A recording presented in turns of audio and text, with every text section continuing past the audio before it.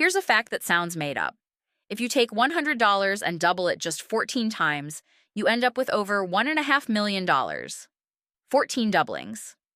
That's it. The problem isn't the math. The math is simple. The problem is most people don't know which game to play. They don't know which path actually moves the needle, which ones are realistic, and which ones are traps disguised as opportunities. So today we're going to break down the 15 fastest ways to get rich, legally. And I want to be honest up front. Not all of these are smart, not all of them are safe, and not all of them are for everyone. But every single one of them has turned someone from broke to wealthy. Let's go from the slowest to the absolute fastest. And by the end, I'll give you something that ties all of it together. Number 15. High-income career plus consistent investing. Timeline, 8 to 15 years. Realistic success rate, somewhere between 60 and 80%. I know, not exactly thrilling. But hear me out before you scroll past this one, because it's the most underrated path on the entire list. Here's how it works. You develop a high-value skill, you earn a high income, and then you invest a meaningful chunk of every paycheck without touching it. An engineer making solid money who puts away $2,000 a month into index funds at a 10% average annual return walks away with over $800,000 after 15 years. No special knowledge, no connections, no risk, just time doing what time does. The reason most people fail at this one isn't complexity, it's lifestyle inflation. They get the raise, they upgrade the car, they upgrade the apartment, they start traveling more. The income goes up, and the investing stops. The math stops working the moment you interrupt it. This path works almost every time for the people who actually stick to it. Most don't. Number 14. Real estate development. Timeline, 5 to 12 years. Success rate, 5 to 15%. Real estate is the most common way people in this country have become genuinely wealthy over the last 100 years, and the model is straightforward. You find land, a building, or a property that's undervalued. You either hold it where growth is headed, or you borrow money, build something, and sell it for a profit. The slow part is the hold. The exciting part is the exit. Imagine someone buys a piece of raw land outside a fast-growing city for $300,000. Everyone thinks he's being reckless. 5 years later, a highway gets approved nearby. He rezones the property and sells it to a developer for over $4 million, and he never built a single thing. He just understood where growth was going before everyone else did.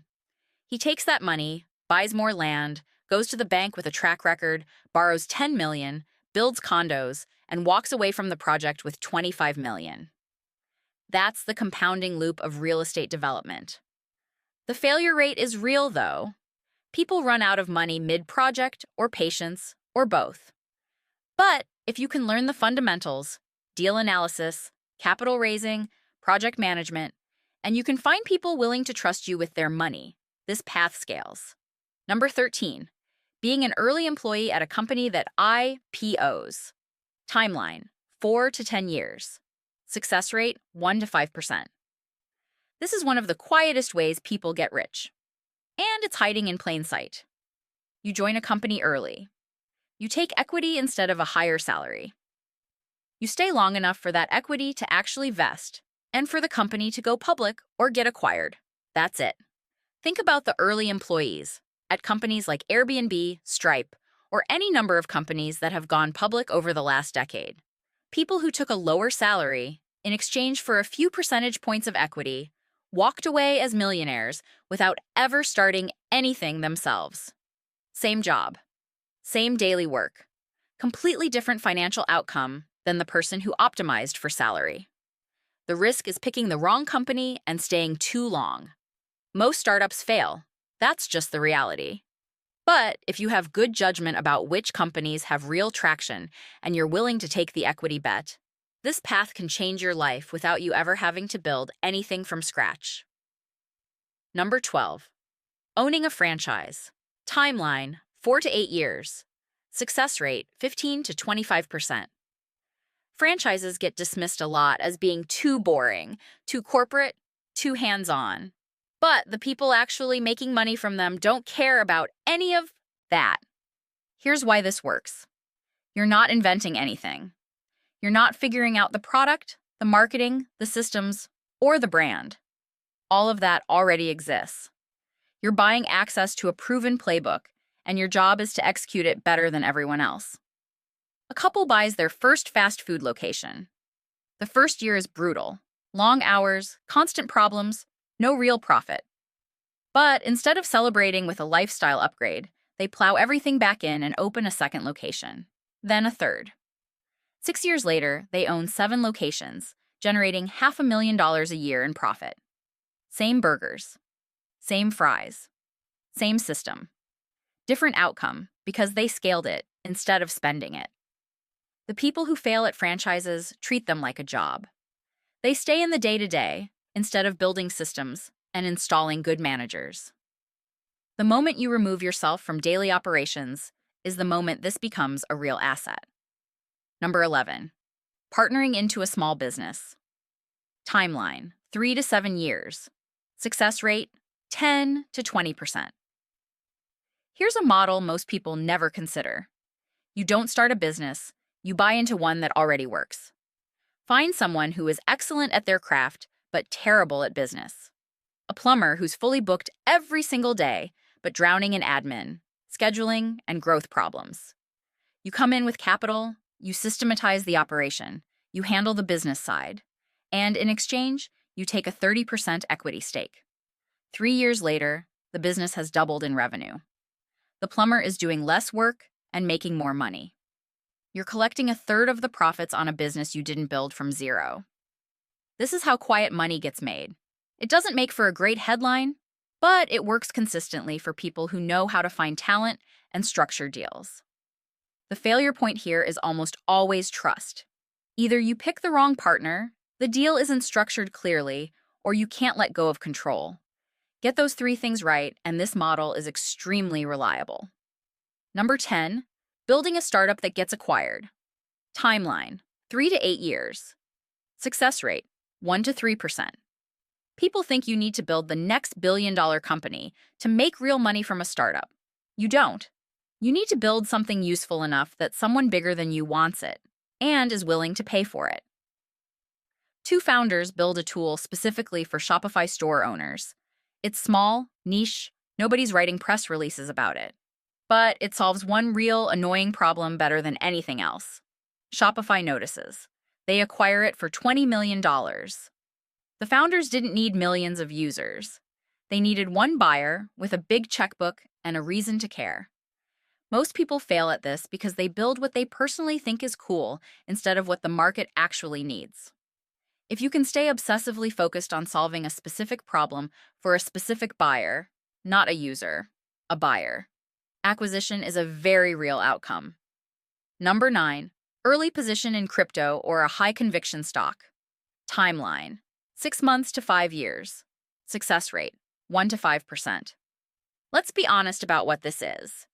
It's speculation, not pure gambling. There is some skill in identifying asymmetric opportunities early, but it's speculation.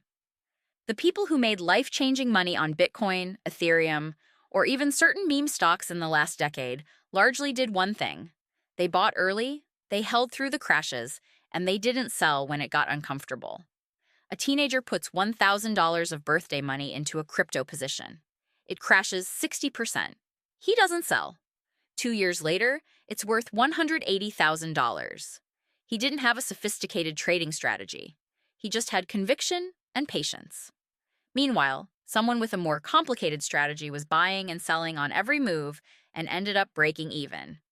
Most people who fail here make the same 2 mistakes.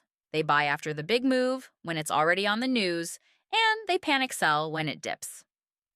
If you're going to play this game, play it with money you can genuinely afford to lose, because sometimes that's exactly what happens. Number 8, high commission sales. Timeline, 1 to 3 years. Success rate, 20 to 40%. If you have no capital, no audience, no famous last name, and no connections, this is probably the fastest legitimate path available to you. High-ticket sales in software, real estate, solar, recruiting, Financial products or services can pay commissions of $5,000 to $20,000 per closed deal. Do that 10 times a month, and you're making more than most surgeons. The job is simple, but not easy. You learn a product, you find potential buyers, you have conversations, you handle objections, you close. A guy with no college degree starts selling solar door to door. First month, he gets rejected 300 times. Second month, he closes 4 deals. Third month, he has the pitch dialed in. 2 years later, he's clearing $350,000 a year. What kills people in sales is the psychological weight of rejection. Every no feels personal.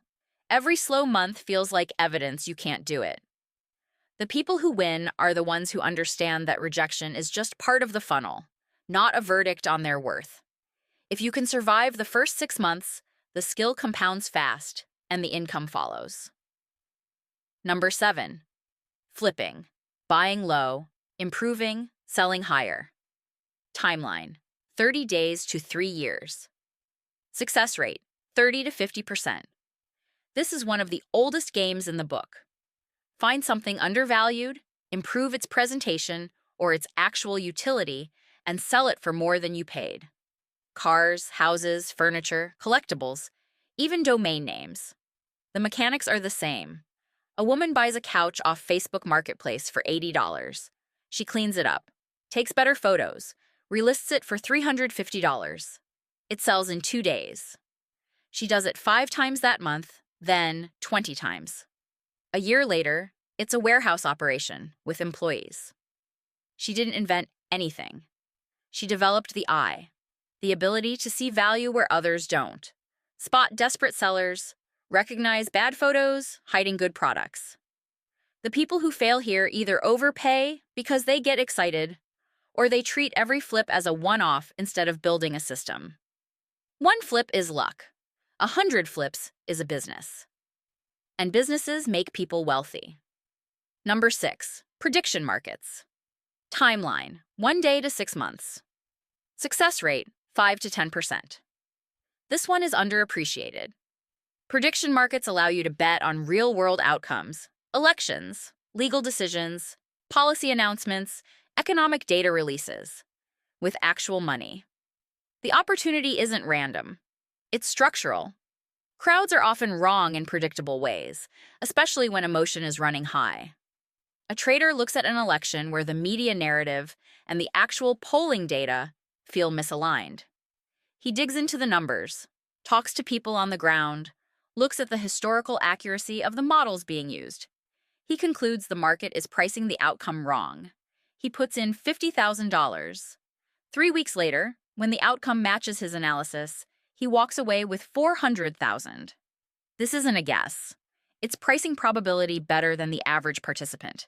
There are documented cases of traders turning tens of thousands into tens of millions on a single event by doing exactly this. That said, most people who try this bet with emotion, not analysis. They bet on what they want to happen, not what the data suggests will happen. That distinction is everything. Number 5. Leverage trading. Timeline. 1 hour to 12 months. Success rate. Less than 5%. I want to be straight with you about this one because it's genuinely dangerous. Leverage trading lets you control a position much larger than your actual capital. If you're right, your gains are multiplied dramatically. If you're wrong, you can lose everything in an afternoon. A trader turns $500 into $80,000 in 3 weeks trading crypto with leverage. He thinks he's cracked the code. He doubles down. One bad move wipes out the entire account. 0. Done. Meanwhile, in the same market, another trader on the opposite side of that move just made millions on the same day. The math of leverage trading punishes you for being right 70% of the time if that 30% wipes you out completely. The people who survive it long-term are disciplined to an almost clinical degree. They use stop losses, they size their positions conservatively, and they treat it like a craft, not a casino. Most people can't do that. If you can, and I mean genuinely can, not just think you can, the upside is real. If you can't, this path doesn't lose money slowly. It loses it all at once. Number 4. A hit song. Timeline.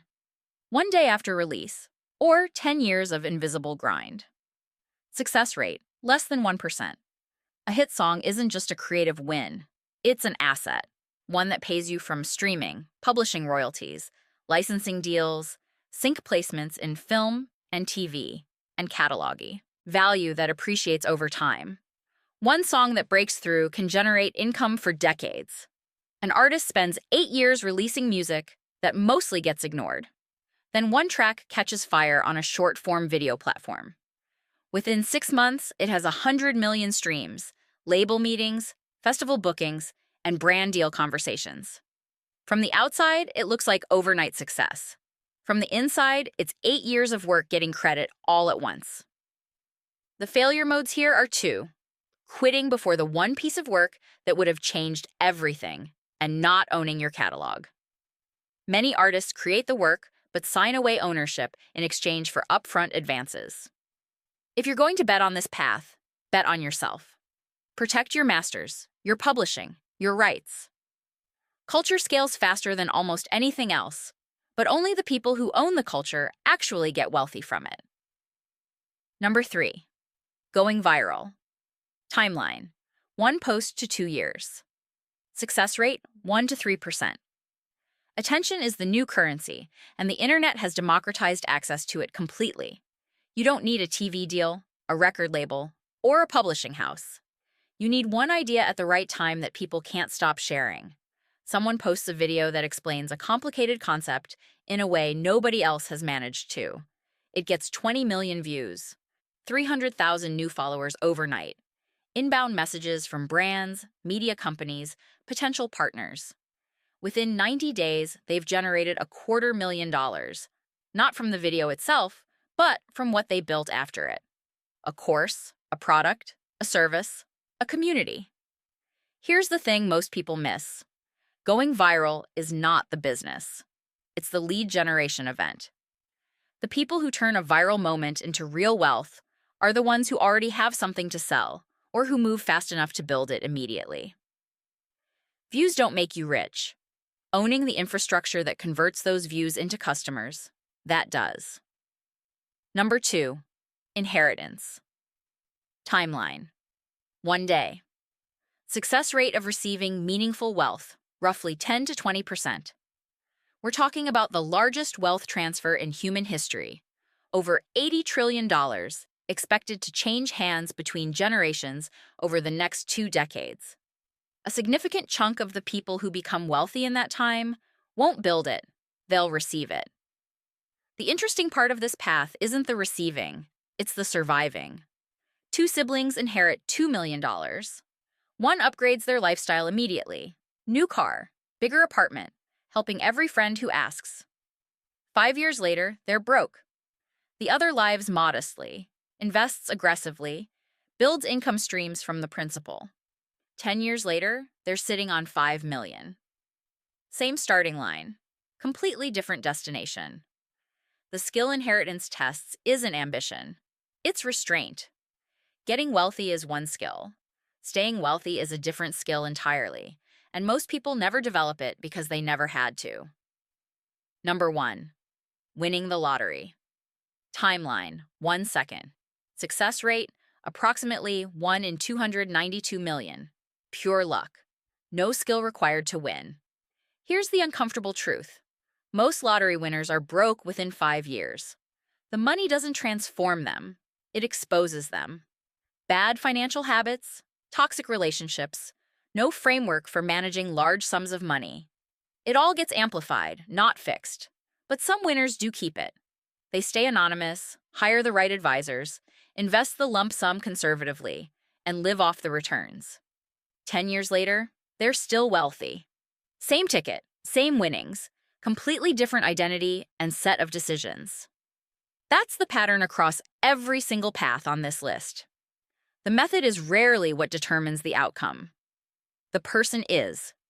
Before I close, I want to give you the one thing that actually ties all of this together, because it's not on most lists, but it might be the most important variable of all.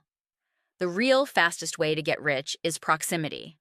Your network, your environment, the rooms you put yourself in. Money doesn't move randomly. It moves through relationships, through trust networks, through conversations that happen at dinners, and in private messages between people who already know each other.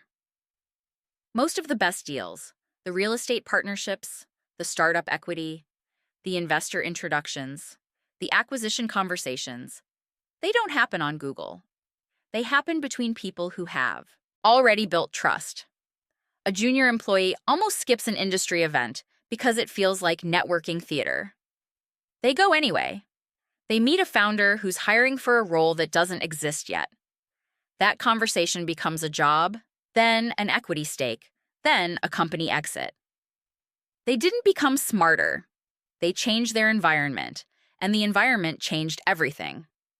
If you are surrounded by people with no ambition, limited opportunity, and no exposure to what real wealth building looks like, you can work harder than anyone and nothing changes. But if you consistently put yourself in rooms where things are being built and deals are being made, opportunity finds you. You don't have to chase it. Every path on this list works. Every single one. But each one requires a specific version of you, with specific skills, specific patience, specific risk tolerance. Most people don't fail because they picked the wrong path. They fail because they never became the person that path requires. That's the work, not the method, the person. If you made it to the end, you already know more than most people ever will about what's actually available to you. Now the question is what you do with it. Thanks for watching. Remember to like and subscribe for more content.